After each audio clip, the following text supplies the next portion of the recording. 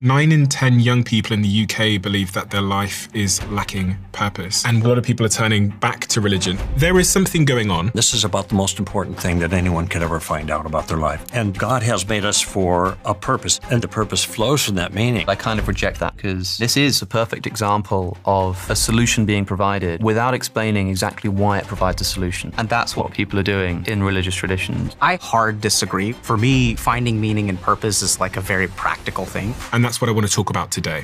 We are joined by an atheist, Christian, and spiritual thinker to find an answer to the purpose crisis millions are facing today. One of the reasons that I'm a Christian is because it's the best explanation for the way things are. But if Christianity were true, we would not expect the kind of suffering that is present in the world. So I'm very curious. What if I died from cancer at 1 year old? So someone violated God's commands, and that had an impact on the world. So children get cancer because a few million years ago someone ate a fruit. If you want religion to provide existential comfort for people who are suffering, you have to do more in the face of children dying of cancer than some reference to mythical human beings. But if your worldview does not have a way of making sense or moral intuitions about suffering, it's not an adequate worldview. What I would say to science and spirituality can really add is it's effective in terms of reducing suicidality, improving resilience, giving them a reason to wake up in the morning, and we'll get into that. And Alex, if someone's listening now and they feel lost in their life, is there any advice that you could give them? So as an atheist, I'm offering a psychological explanation. So I would recommend that they...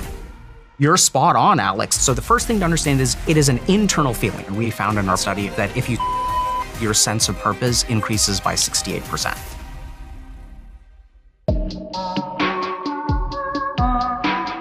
Oleg, Greg, Alex.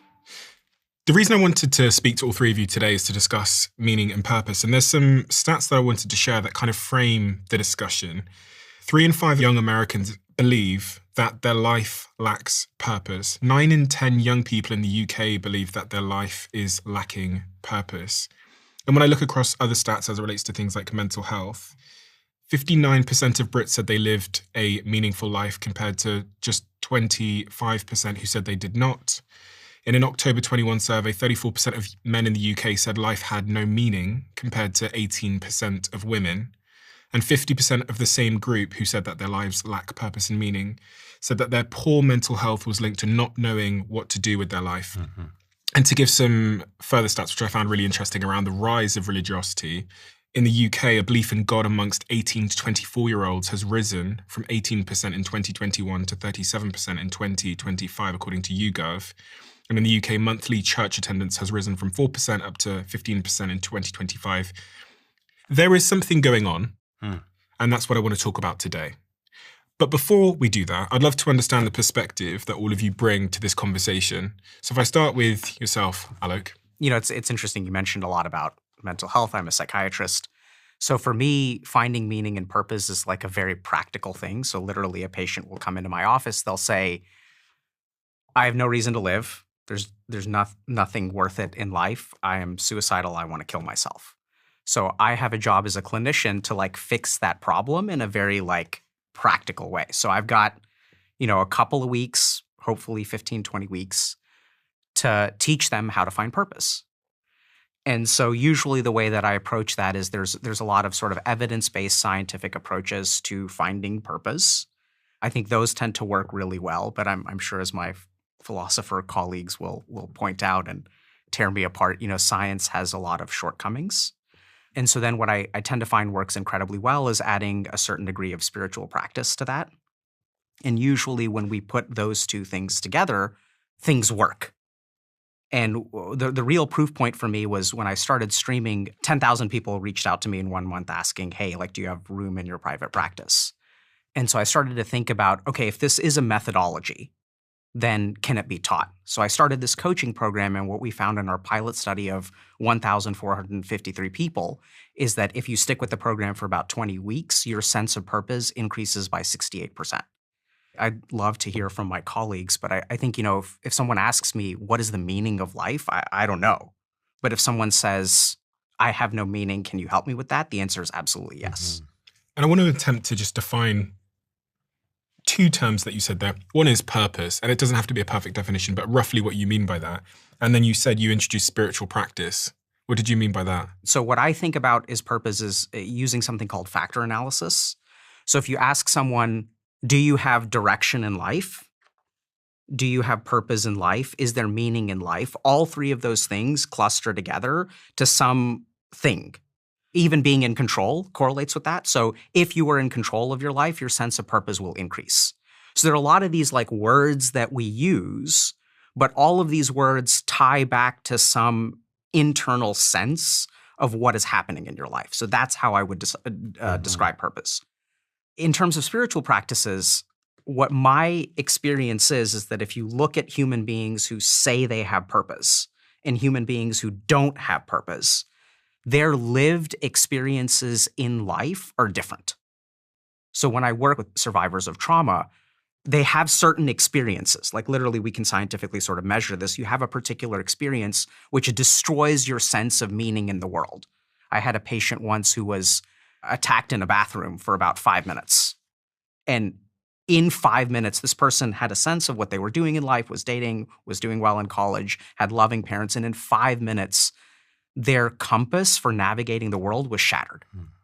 So if we sort of think about experience can lead to a loss of purpose, experience can also lead to a gain in purpose.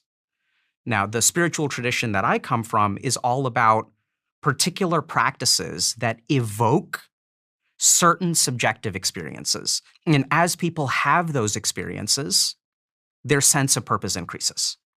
And this is where I think there's a major shortcoming of science. So science can tell you what you should do, but it doesn't create experiences in and of itself, right? So we can scientifically understand that the highest risk factor for pornography addiction is having no meaning in life. But even if we know that, that doesn't help us like fix the problem. Then there's always a question of how. Like, so we can discover something with science, but then there's a question of how do we actually like move from point A to point B? And that's where I find spiritual practice is incredibly helpful. Would you classify yourself as religious? Or Yes, okay. I think so. Greg? Yep.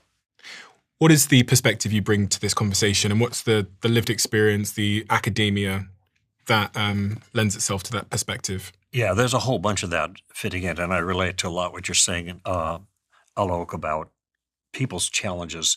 Now, what's interesting to me about this whole discussion, since I'm a Christian, and I understand the world from a theistic perspective because I think it's the best explanation for the way things are. Just to give a definition to that, theistic, what does that mean? A personal God. A God. There is a personal God who is involved with the world. He made the world and he still maintains activity, as opposed to deistic, which just wound up the clock and let it go, okay?